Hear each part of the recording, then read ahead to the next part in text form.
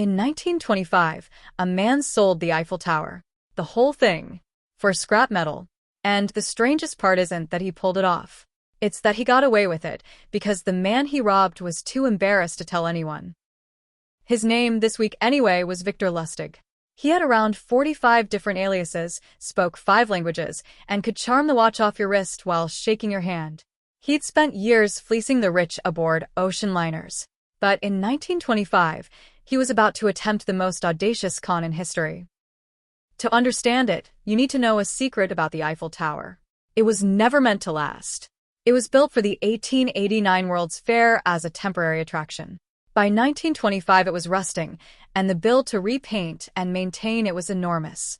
And Lustig read a newspaper story that asked, "Is it even worth keeping?" That gave him an idea so big it was almost stupid. He hired a forger to make official French government stationery. He gave himself a grand title, Deputy Director General of the Ministry of Posts and Telegraphs. And he booked a suite at one of the finest hotels in Paris. Then he invited 5 of the city's biggest scrap metal dealers to a secret meeting. "Gentlemen," he told them, "the upkeep is bankrupting us. The government has decided, quietly, to tear the Eiffel Tower down and sell 7,000 tons of iron to one of you. But it must stay confidential to avoid a public outcry." And Lustig watched them. One man stood out, André Poisson, new to Paris, unsure of himself, desperate to land the deal that would finally make him a somebody. Lustig had found his mark. And here is the move that makes Lustig a genius. Poisson's wife was suspicious. So Lustig leaned in, lowered his voice, and confessed.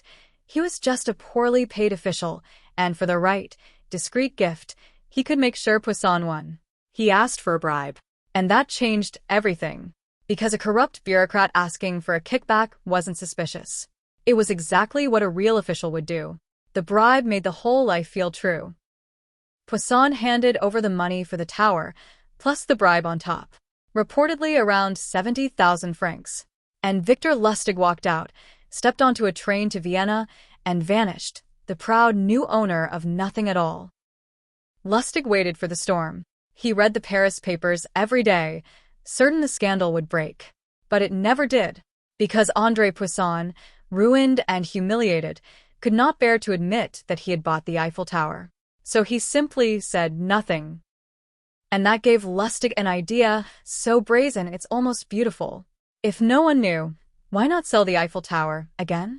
So a month later, he returned to Paris, gathered a new group of dealers, and ran the exact same con. This time, the mark grew suspicious and went to the police. Lustig slipped away and boarded a ship for America. That's the truth behind the legend. He sold it once and tried for twice. In America, he leaned into another classic. A beautiful wooden box he called a money machine. Feed in $100 bill. He'd say, "Wait 6 hours," and out come 2.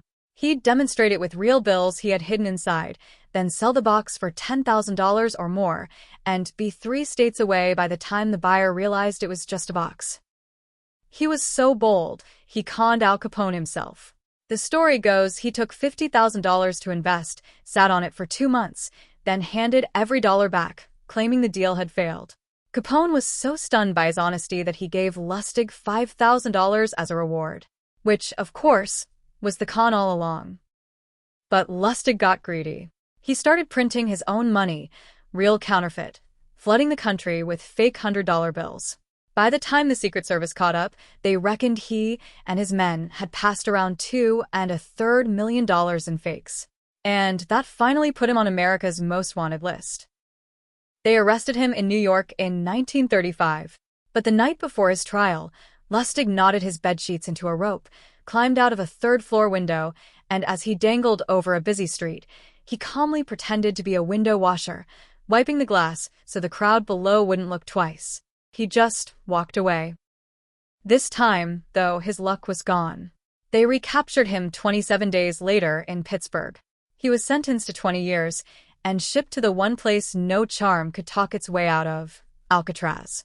He died there a prisoner in 1947. And here is the final, perfect joke. On the death certificate of the man who sold the Eiffel Tower, conned Al Capone, and fooled a nation, A clerk wrote down his occupation. It read, apprentice salesman. Lustig had a set of rules for con men. The first was simple: be a patient listener. Because his real trick was never the box or the tower. It was us. He knew that greed makes people believe, and that shame keeps them silent. The Eiffel Tower con worked, not because the lie was clever, but because no one wants to admit they fell for it. If this one got you, subscribe. There's a new hand-drawn story every couple of days, and I'm really glad you're here.